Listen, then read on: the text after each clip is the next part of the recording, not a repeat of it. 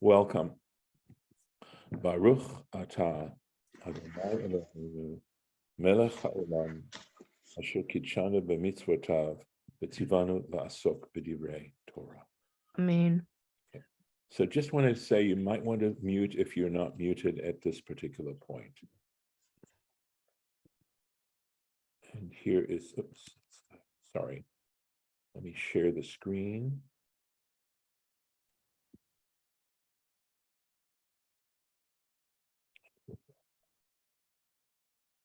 So this is where we left off yesterday. So Vayachel Od, that he waited again, Shiv'at Yamim, 7 days, Acherim, another 7 days. Vayosef Shalach, and again he sent Et Hayonah, the dove, Min Hateva, from the ark. So Vayachel, Rashi tells us again, not a simple Hebrew word, not that common a Hebrew word. So he wants to help us translate it, understand it. He says, Lashon Hamtana. It has the denotation of waiting. And he gives an example from Job chapter 29.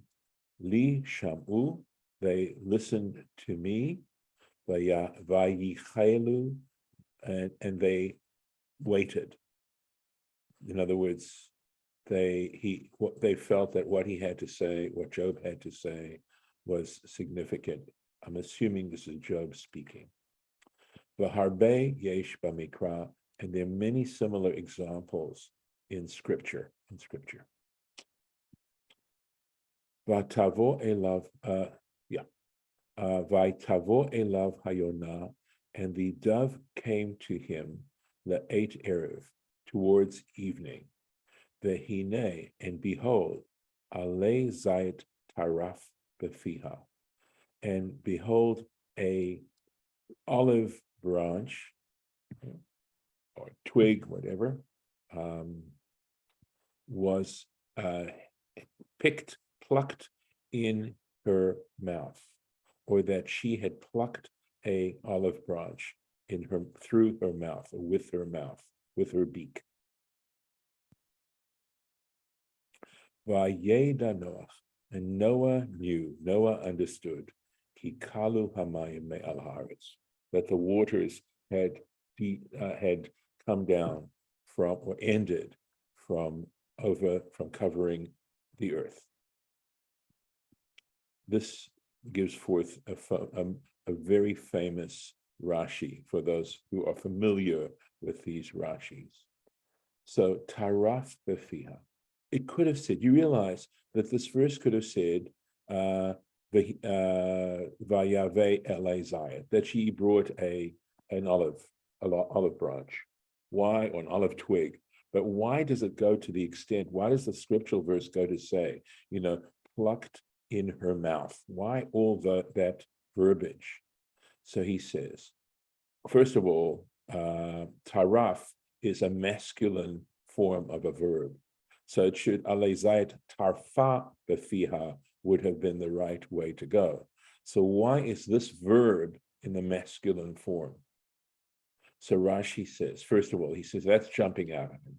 Omer ani. So Rashi doesn't say this too often, right? He doesn't often say, I say, meaning in my humble opinion. He doesn't give his own opinion very often at all. And when he does, he tries to make sure we understand that it's his opinion.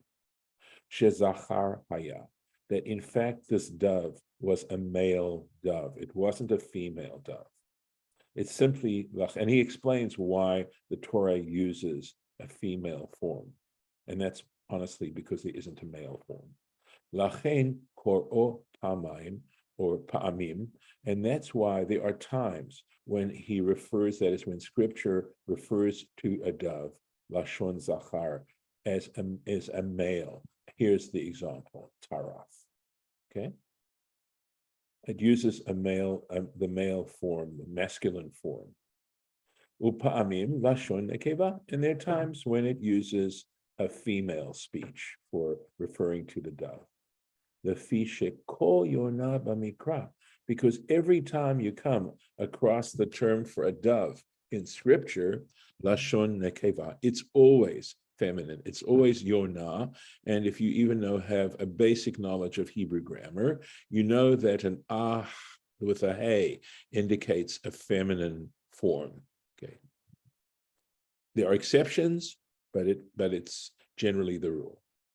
So, and then he gives examples of how in other places in the scripture, in the Bible, the dove is referred to in the in feminine and masculine, because it says yonim. And we know that the im ending in Hebrew is a masculine plural ending. It doesn't say keyonot, right? And ot is the feminine plural ending. So keyonim al afi kema. And because the term yonot doesn't exist, it's yonah, singular, yonim, plural. So like doves al afi kemayim, by streams of water, rochatzot, washing themselves.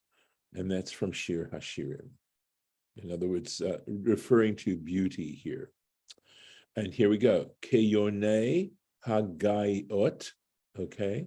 And again, yone is a masculine plural ending it's in a possessive form. Like the doves of the valleys, kulam homot, all of them moaning from Ezekiel. And finally, a third example, keyona hota, and here it's totally in the feminine form, like a silly dove, a foolish dove. Here's the famous Rashi. Taraf. So the word taraf means plucked. Chataf is the more common word that we'd use instead of taraf.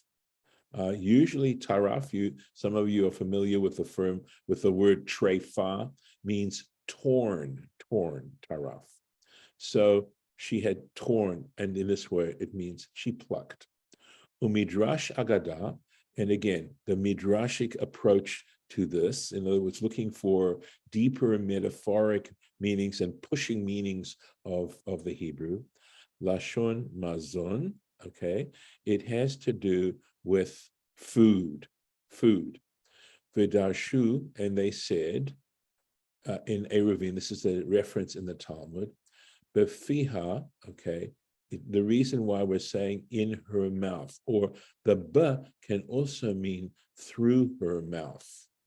That is lashon ma'amar. In other words, it has the connotation of some kind of communication, some kind of statement.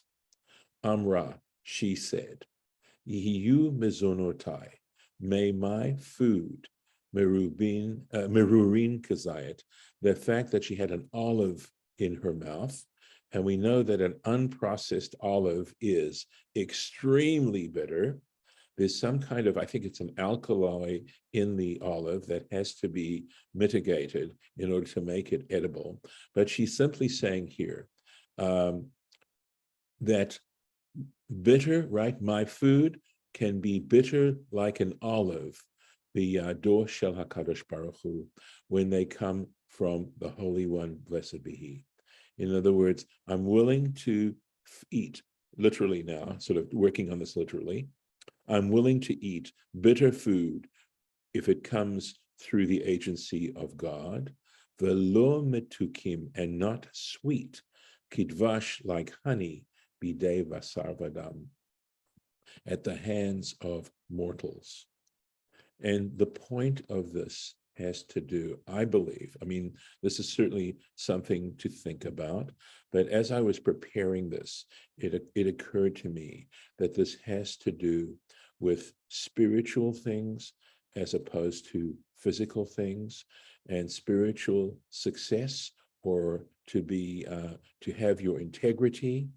In other words, to know that what you're living on has to do with God and with God's providing, and not to become dependent on human beings for whatever is, as delightful as it may be, as physical delights may be, nevertheless, they're not as preferred as the spiritual delights. So, I mean, this can go in a bunch of different ways. And I think of that wonderful statement in Pirkei Avot, in the Mishnah, the book, The Ethics of the Fathers, which says, I think it's I'm not sure if it isn't Rabbi Yehuda Hanasi, who says, consider the spiritual loss for the material, when, as opposed to the material gain, or the spiritual gain as opposed to the material loss. That there are times when a spiritual gain involves a material loss and vice versa. And just interesting principle to consider in making certain decisions. So this is, I believe this is all sort of saying the same thing. At any rate, this is a famous saying, one might say. I mean, I can think of it in two food ways. One is that kosher meat's more expensive. Yes. So yes. it is a material loss, but a spiritual gain. Right. And the other, I'm thinking about eco-kosher, Yes. when it's saying to eat what comes from God, part of my idea of eco-kosher is maybe, less processed food and things like that. Yeah, no, that's wonderful, Lauren. Thank you for sharing that. That's something such beautiful examples that actually relate to foods. That's really very sweet. No, thank you. That's lovely. I think, to me, it reminds me of the Birkat Hamazon. Yes. When it says, may we get... I know what you're referring to. Velo mi... Lo lidei matnas, lo midei mat. Right. Right. Yeah, in other words, yes. Our sustenance coming from God instead of from man. Right. And in other words, yes, if we're not to be dependent on other human beings. Right. For our food. Right. And I think we have to sort of understand that more from a spiritual side of things than you shouldn't depend. I mean, when you think about it, we really depend a lot. When you look at the food process, at the food industry, and the degree on which we depend on literally hundreds of thousands, if not millions, of human beings who are involved in some kind of element of providing food for human beings, it's incredible. I think it's more the economic relationship. In other words, I think so. Let me work for what I have, or be, rather than be dependent on somebody who's a person who's just giving me charity. Right. Or who might expect something from me in return that I'm uncomfortable doing. They may ask something of me that I am not comfortable giving, that might be even immoral. So, but again. Yeah, I think it's more about those relationships than about spiritual versus material, because it doesn't seem likely to me that, like the sweetness, for example, of Torah is compared to honey. It's not compared to bitter olives. No. So I think it is Yeah. I think Lauren's examples were just great. I think they fit it. Having to pay more for kosher food is part of the issue there. But again, there are also things that, it's a deep saying, and it requires quite a bit of puzzling out as to exactly what it's talking about. So just as I said, it's something that's out there, and people who are familiar with the tradition have heard this.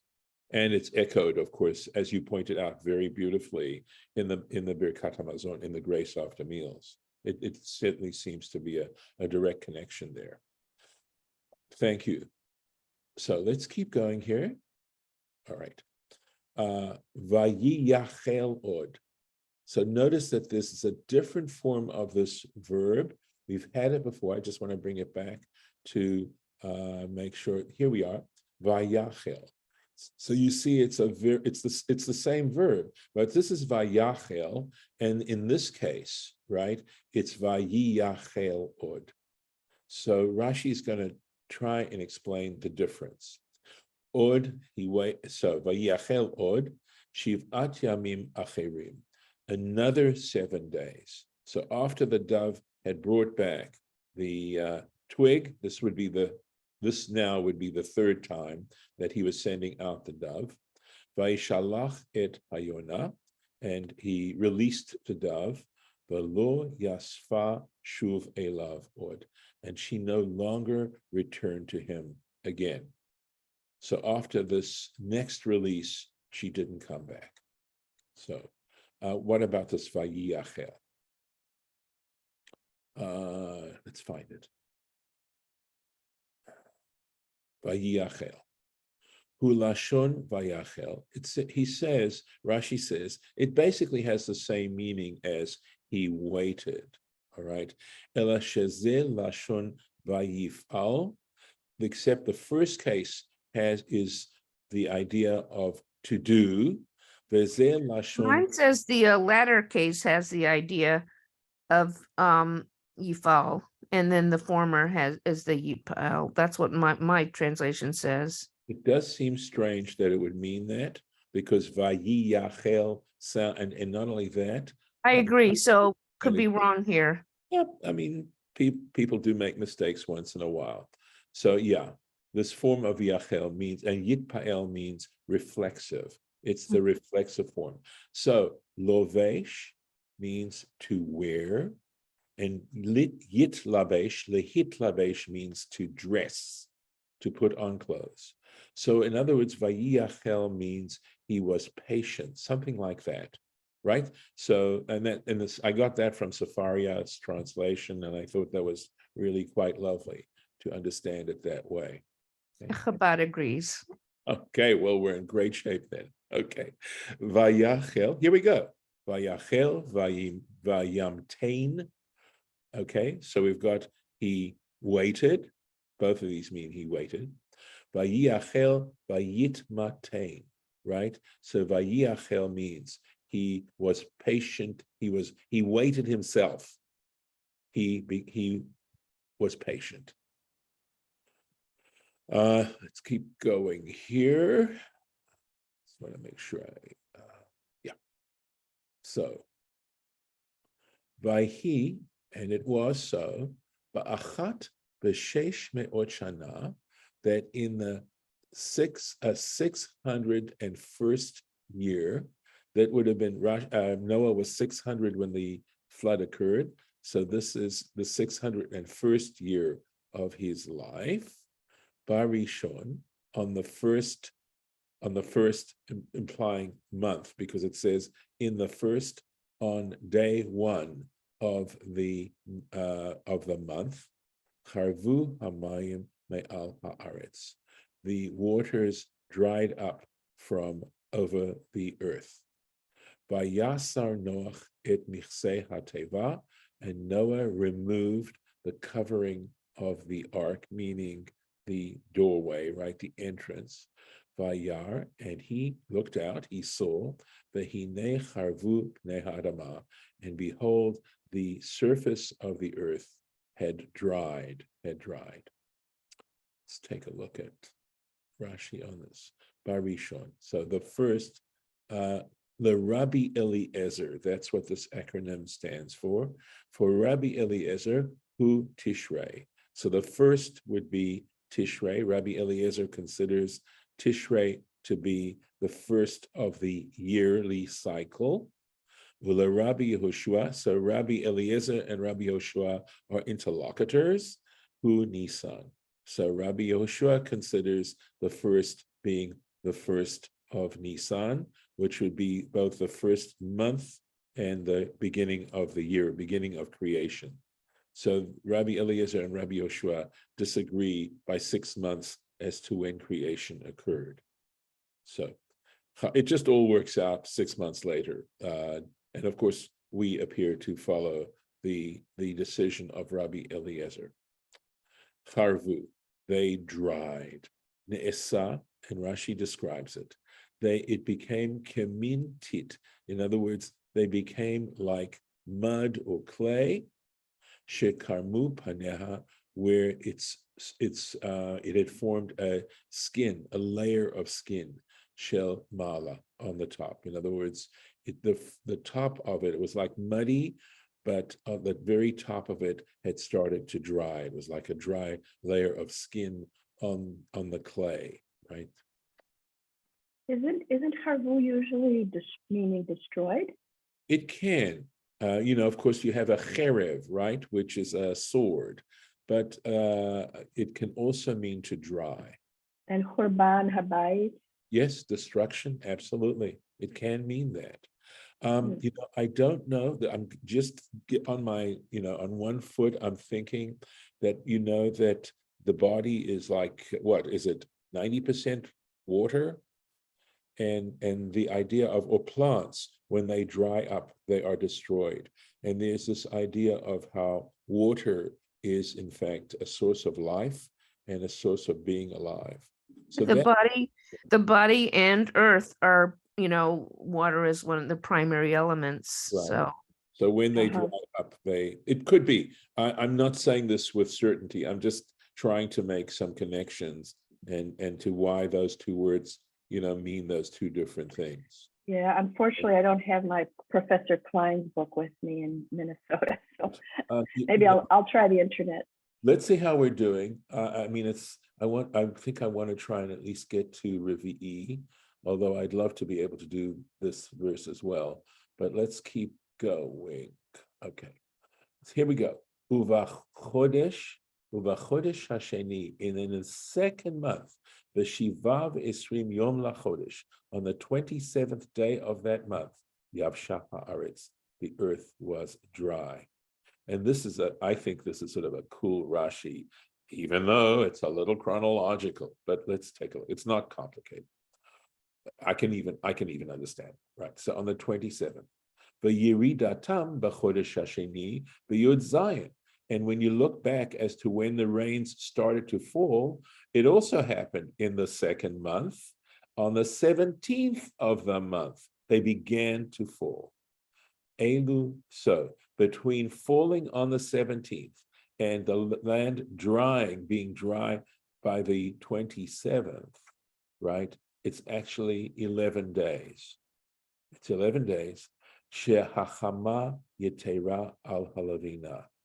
This has to do, it says, which the sun exceeds the moon.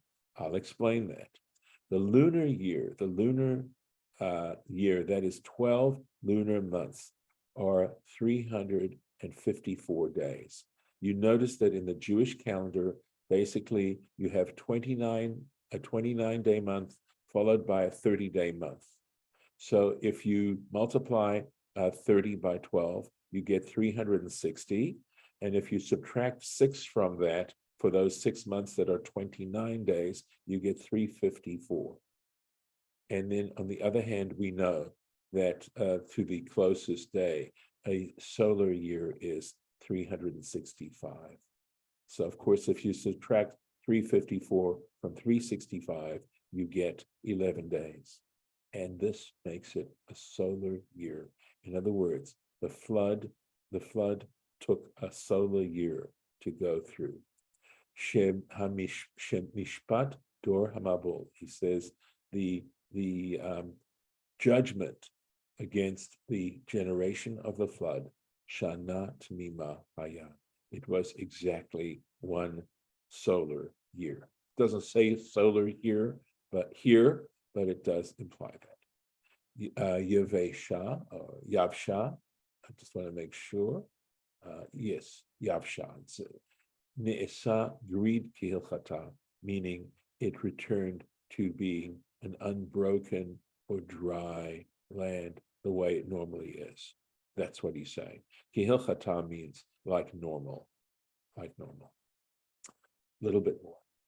Vaydaber Elohim el Noach, and Elohim said to Noah, God said to Noah, Lemor, say min hateva, go out of the ark, ata, you, ve'ishtecha, and your wife, uvanecha, uneshe vanecha itach, and your sons, and the wives of your sons together with you. And this is what it is. So notice the order here. It says, ata ve'ishtecha, you and your wife. But when he's commanded to go on board the ark, it's basically saying, ata uvanecha, you and your sons, your wife and your sons' wives. So the order is different. And from this, right, ata ve'ishtacha, etc., ish ve'ishto. In other words, a man and his wife, kan hitir lahem tashmish hamita. And it's at this moment that it was permitted for them to have intercourse, to be intimate. So that will be it for this year. And I will mark the spot here if we are able to do this again. And so this is Noach for this week. And I'm going to stop the share. So any comments on the record? Otherwise, I will stop the, yeah. No. Very good.